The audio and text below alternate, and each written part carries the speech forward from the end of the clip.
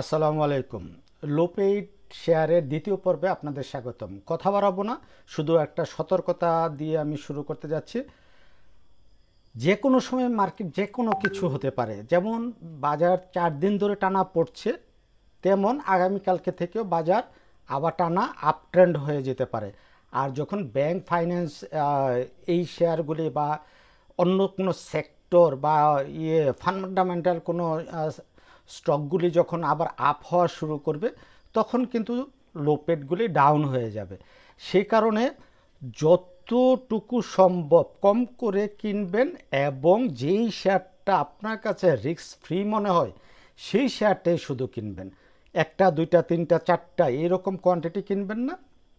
লোপেটের মধ্যে সর্বোচ্চ 1-2টা শেয়ার কিনবেন। আমি হয়তো এই 3টা ধাপের ভিডিওতে আমি 8-10টা শেয়ারকে টপ প্রায়োরিটি দিব, বাট আপনি এত শেয়ার কিনতে যাবেন না। আপনি 1 থেকে 2টা স্টক নেবেন এবং কোয়ান্টিটি কম করে নেবেন, যাতে করে সেফ থাকা যায়। পাশাপাশি স্টপ লস এইটা ম্যান্ডেটরি। কীভাবে ম্যান্ডেটরি? আপনি কেনার আগেই স্টপ লসটা সেট করে নেবেন যে যদি শেয়ারটা বাজার ইউটার্ন নিয়ে নেয়, অন্যদিকে আবার আপট্রেন্ডে চলে যায়, তখন আমি যেই শেয়ার লোপেটটা কিনলাম এটা কততে লসে সেল দেব। এইটা যদি আপনি ঠিক না করেন তাহলে কোনো দিন আপনি ব্যবসা করতে পারবেন না। তো চলুন আমরা মূল পর্বে যাই। পুরো আলোচনা জুড়ে আমি রাটক্লিক জাকারিয়া আছি আপনাদের সাথে, আর আপনারা দেখছেন স্টক মার্কেট রাটক্লিক ইউটিউব চ্যানেল। বরাবরের মতোই বলছি, শেয়ার বাজারে বিনিয়োগ ঝুঁকিপূর্ণ, তাই জেনে বুঝে নিজের ইচ্ছে বিনিয়োগ করেন। আমার এই আলোচনা কখনোই আপনার বাই বা সেল নির্দেশনা প্রদান করে না।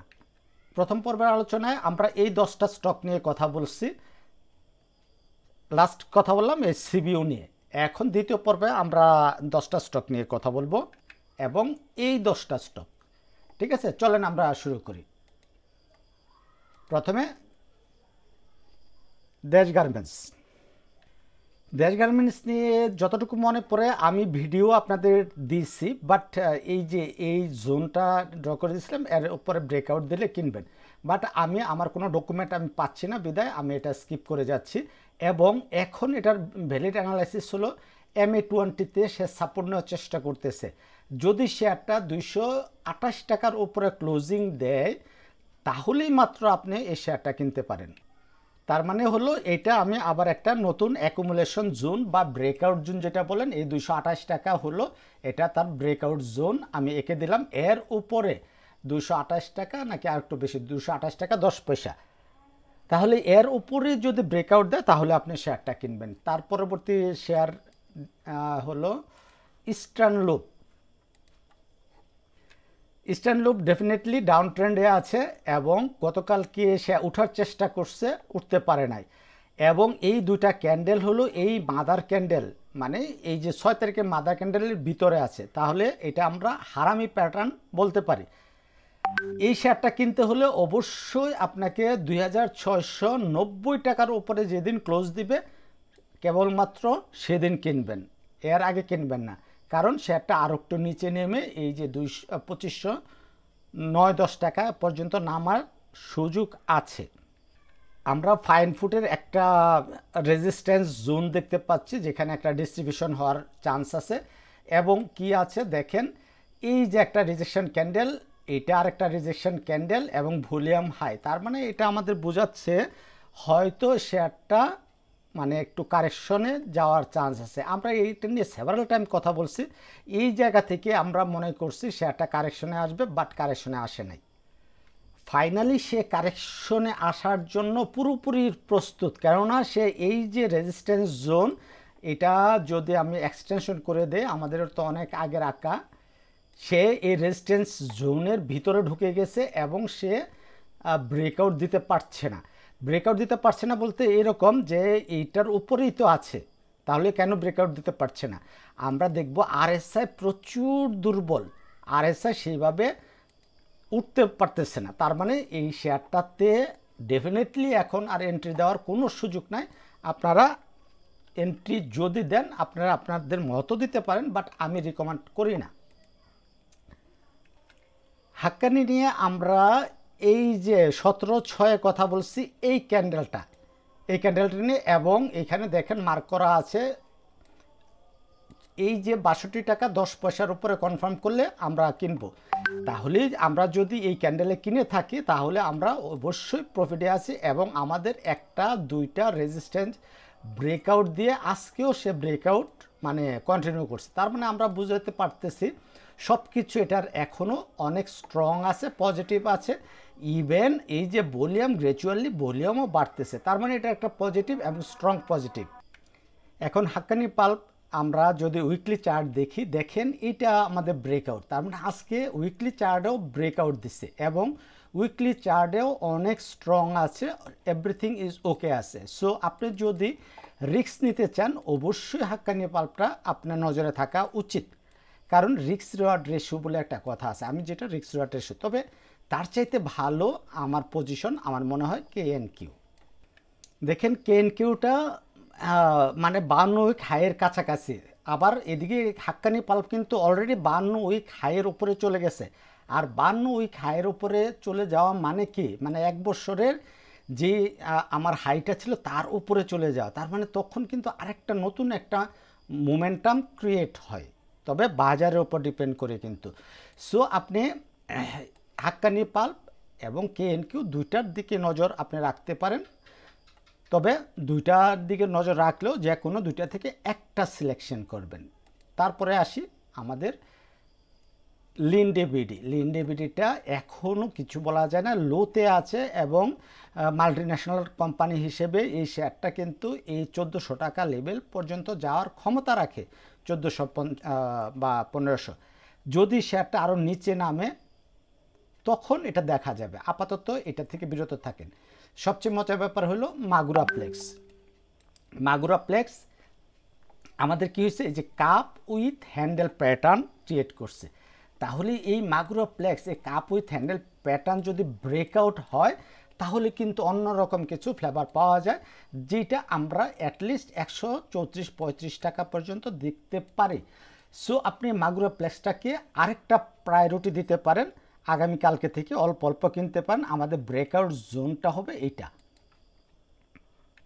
তাহলে আমরা যদি দেখি, আমরা এই মাগুরা প্লেক্স 13/6 মানে জুন মাসের 13 তারিখে আমরা ভিডিও করছি, তাহলে জুন মাসের 13 তারিখে যদি ভিডিও করে থাকি 15 তারিখ থেকে আমাদের শুরু হয়েছে, আমরা এইদিকে এই ক্যান্ডেলে করছি, তাহলে এখন অলরেডি কিন্তু আমরা প্রফিটে আছি এবং এইটা তার একটা resistance zone. But cup with handle pattern হিসেবে এই কাপ উইথ হ্যান্ডেল প্যাটার্ন হিসেবে যদি এই 99 টাকার উপরে ভলিউম সব পার হয়ে যেতে পারে তাহলে কিন্তু ওই যে আমি বলছি 135 টাকা থেকে আমাদের একবারে 150 টাকা, ইভেন আমরা ধরতে পারি 167 টাকা, এই লেভেলটা পর্যন্ত আমরা তার প্রফিট টেকিং জোন ধরতে পারি। তাহলে আমরা এই জোনটা পর্যন্ত 156 থেকে 167 এই জোন পর্যন্ত শেয়ারটা যাওয়ার সমূহ সম্ভাবনা আছে। এবং মাগুরা প্লেক্স পেপার অ্যান্ড প্রিন্টিং সেক্টরের এবং পেপার অ্যান্ড প্রিন্টিং সেক্টরটা আপট্রেন্ড মানে কনফার্ম করছে, সে ব্রেকআউট দিচ্ছে, সেই হিসাবে পেপার সেক্টরের সকল শেয়ারই প্রফিট দিবে। তবে যেহেতু লুপেডের মধ্যে এইটা আছে, তারপরে আছে আর কোনটা জানি সোনালি আসতো আর ইয়ার মধ্যে জুটের মধ্যে মেবি, আর যেটা আছে এই যে মুন্নু AGML এইটাও কি ভুলে গেছি। যাই হোক, বাকি শেয়ারগুলিও আপনার সোনারগা কি বলে সোনালি পেপার ওইটাও বাড়বে, মানে পেপার সেক্টরের মধ্যে সব শেয়ারগুলি বাড়ার যথেষ্ট সম্ভাবনা আছে। তারপরে আমরা আসব মুন্নু AGML, এইটা নিয়ে মানে মুন্নু অ্যাগ্রো, এটা নিয়ে কবে ভিডিও করছি কি করছি না আমার ডাটা নেই, আমি বলবো না। যদিও এখানে এন্ট্রি দেখাচ্ছে আমাদের টাকা, এই যে ওমা এটা কোনটার না, এটা নিয়ে মনে হয় আমরা কোনো করি না, ওটা অন্য কিছু। এই শেয়ারটাও যথেষ্ট লোতে আছে। দেখেন আমরা একটা ট্রেন্ড লাইন আঁকাইছি, ট্রেন্ড লাইনটা এই জায়গায় আমাদের ব্রেকআউট দিয়ে ফেলছে এবং সে রিটেস্ট করছে, আমরা এটাকেও cup with handle pattern draw করতে পারি, তার মানে এইটাও অনেক সম্ভাবনাময় স্টক। তার মানে আমি দেখছি যে লোপেট অনেক সম্ভাবনাময় স্টক। ওরিয়ন ইনফিউশন, দেখেন ওরিয়ন ইনফিউশন আমরা ডেফিনেটলি এটা নিয়ে বহুবার কথা বলছি, হ্যাঁ, জুলাই মাসের আমরা আহ, সর্বপ্রথম কথা বলছিলাম এই তারিখে,